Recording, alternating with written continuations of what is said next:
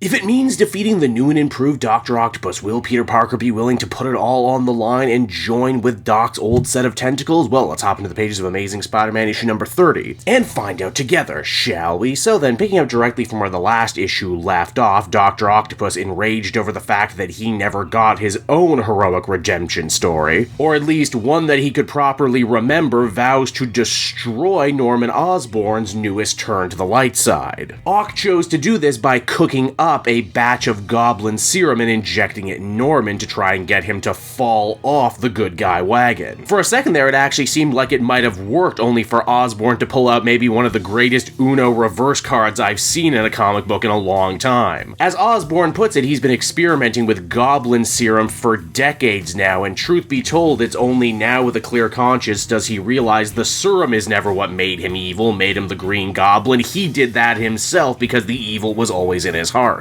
This means no amount of serum will ever make him fall off the wagon again, because he's actually tried to address the problems within himself and go to find real true redemption. And that Doc Ock could even think that making Osborn into the Green Goblin again was as simple as giving him another shot of serum only goes to prove how much of a stupid dolt Otto truly is. As well as, let's face it, how much he actually knows about the process of redemption. This turn naturally enrages Dr. Octopus, and he says that if he can't get Osborn to reoffend, he'll simply just kill him in an attempt at covering his own shame. Now from there we transition on over to Spider-Man. In the last issue, Peter Parker had actually joined with Ock's old tentacles, and in doing so unlocked all of his old memories as the superior Spider-Man, which honestly is probably going to be a godsend for future writers, as even I as a fan have a hard time remembering the stuff he was actually supposed to remember versus the stuff he's not supposed to remember. Here's the thing too, the new union between Spider-Man and Tentacle is almost too good. After all, Peter and the Tentacles both had symbiotic relationships with Dr. Octopus for a long time, only for them to fall out. Hell, the longer Peter has the Tentacles on, the more he actually begins to sound and think like Doc Ock would. The hope, though, is that this extra boost of power will be enough to actually help save Norman before Doc Ock can kill him by throwing him into these superpower conductors that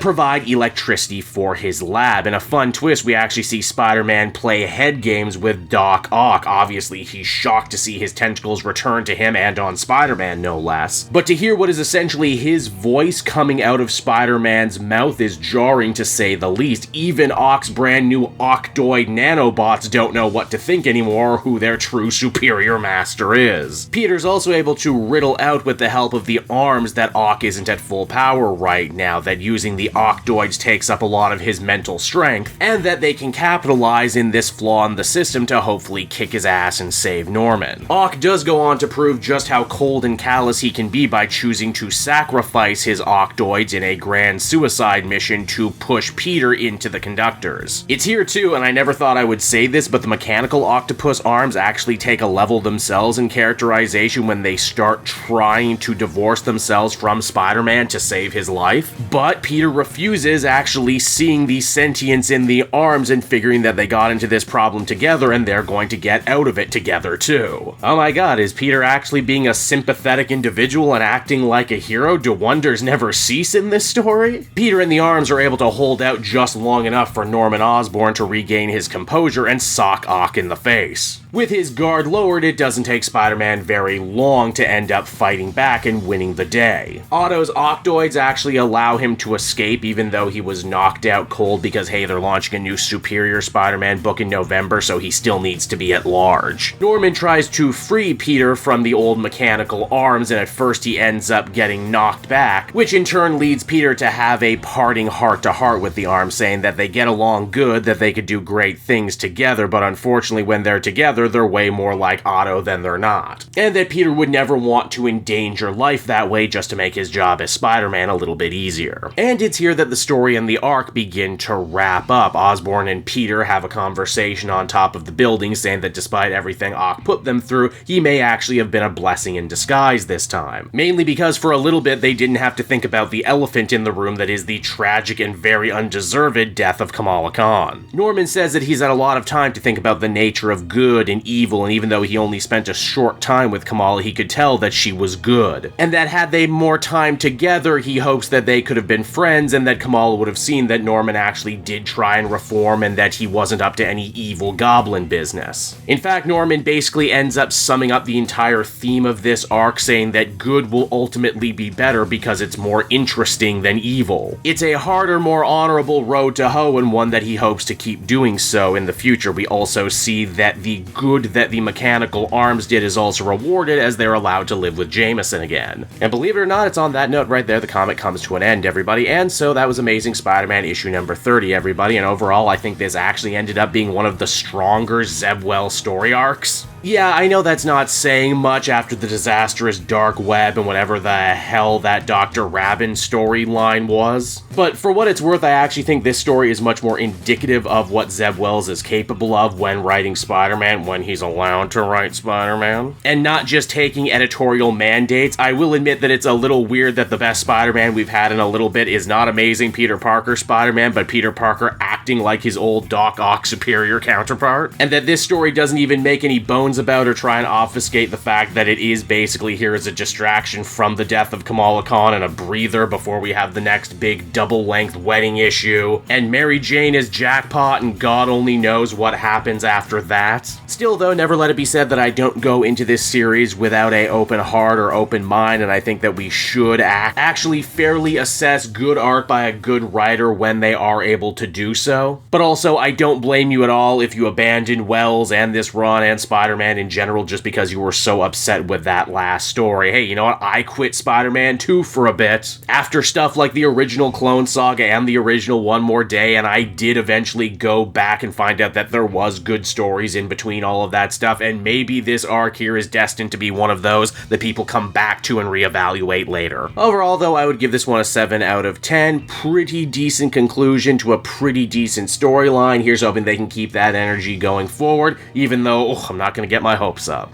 Hey there everyone, it's your old pal Cape Joel again, thanking you so much for watching to the end of the video. I hope you enjoyed it, and if you did, why not check out my Amazon link down in the description. Yes, that's right, the Cape Joel channel officially has its own Amazon storefront now. You can pick up a comic or anything else for that matter, and if you did, you'd really be helping me in the channel. So with that out of the way everyone, I will see you again next time. Bye-bye.